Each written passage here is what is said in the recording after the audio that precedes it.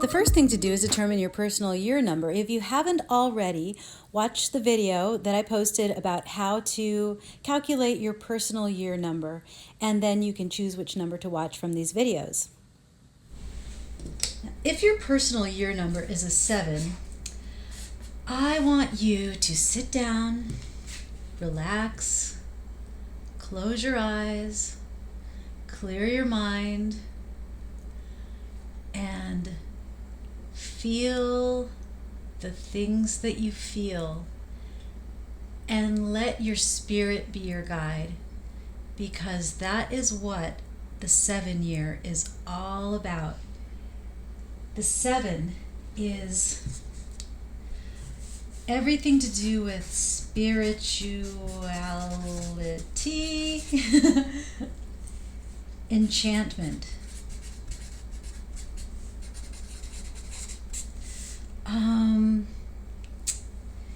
It's about things that exist and don't exist. It's about intuition. 7 in sacred geometry is to create a shape called a heptagon, which cannot be made through geometry. You've watched all the other numbers be able to be created with a compass and a straight edge. These are the geometer's tools. Everything in geometry can be made using circles and lines. All creation can be reduced to its molecular or atomic structure using circles and lines. The only thing that cannot be done that way is the 7. The 7 does not allow itself to fall within the construct of circles and lines. It can't be done. Nobody throughout all of time has ever made a 7-sided object which is perfect. It can't be done using tools like these. It can only be approximated, and of course I'll approximate it using the tools, but there's no measurement that gets you there exactly. And because of this quality of the 7, it is a number of religion. It is the number in music. You've got this 7 is a sacred holy number. You've probably encountered that if you're in religious practices. There's 7 days of the week. There are 7 notes in the musical scale. And this is because the 7 it has this ineffable, it has this quality to it where it creates magic, it creates music, but it can't be quantified. And that's why, let me finish this here. Okay. Okay, you know what, since I can't make it, I'm just going to approximate it to show you what the heptagon looks like, and then we'll move on to some more of the philosophy of it.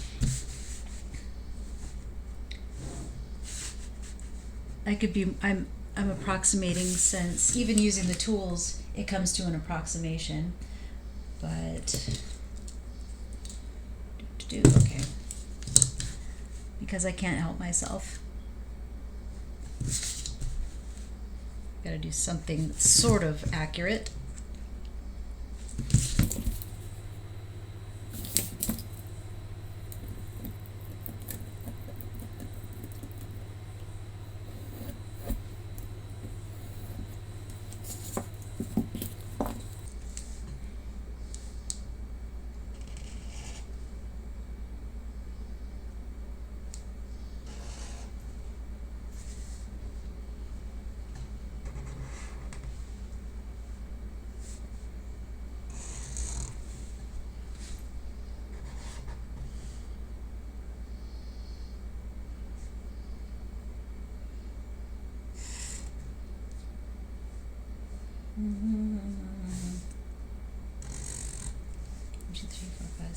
Yeah, okay, so a heptagon is something like this. I mean, mine is super wonky, but even if I use the most precise measurements of these things, I could never attain perfect symmetry of equidistance between all these lines and have it fit within proper geometric circle like all the other shapes can, it can't be done. It just can't be done. It doesn't, the number 7 does not adhere to the rules of math. And that's why, again, it's a sacred number. So in order to explain your experience in a 7-year, if you're a 7-year person, if that's your personal year number, I just kind of got these visual aids for you, because I really feel like you have to feel what it's like to be in this number. And so I got a couple of cards out that I think really help communicate what this year will be for you. And one of these is my cards of time, which the words they put on it is determining the circumstances. Exactly. Keep that in mind for a minute. Here we've got the 7 of Cups. The 7 of Cups representing all of the possible options that you have available to you and that you can choose from, all floating over this sea of emotion. And this guy, I love this guy. I think he really shows what's up, right? Okay, we've got him this way. It kind of looks okay. Lots of choices, but here, dazzled, overwhelmed with choices, right? And that's kind of the energy of this 7, is that you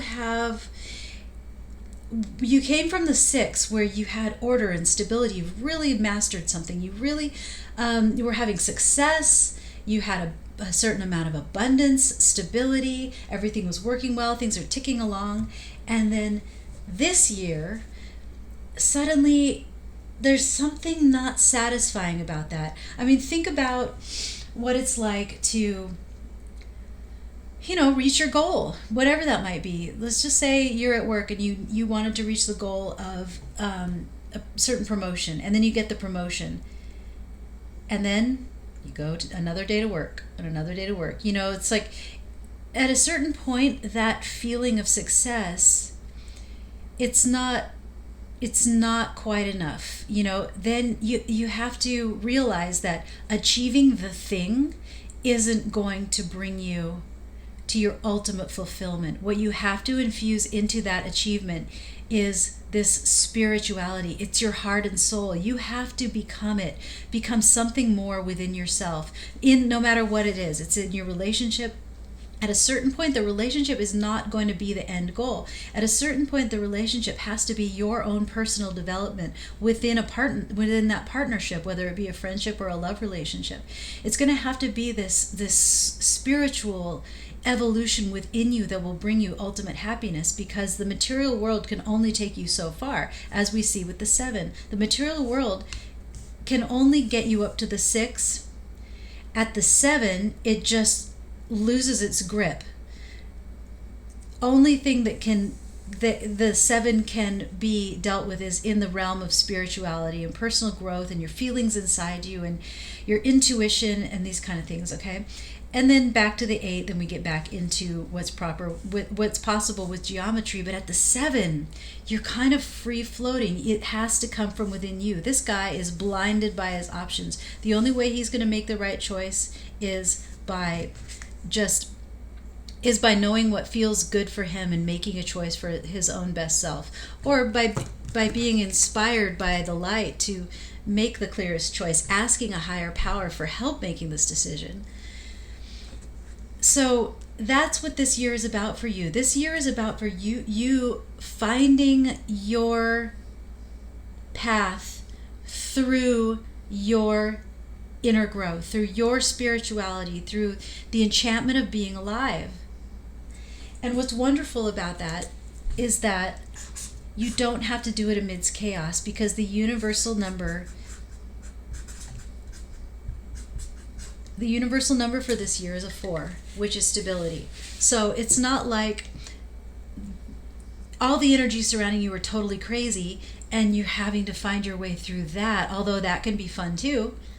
But the general atmosphere that you're finding yourself in this year is a supportive, quiet, stable, things just moving along.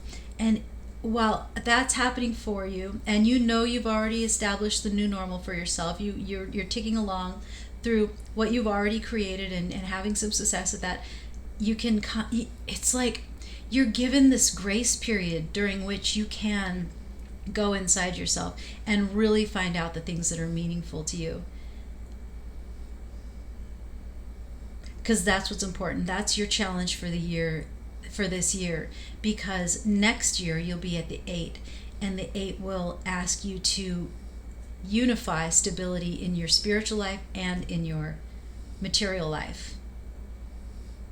So this year, take a deep dive. Start meditating. Start learning about what really makes your soul sing. Get your self-esteem in order. Do things that make you feel alive and feel healthy.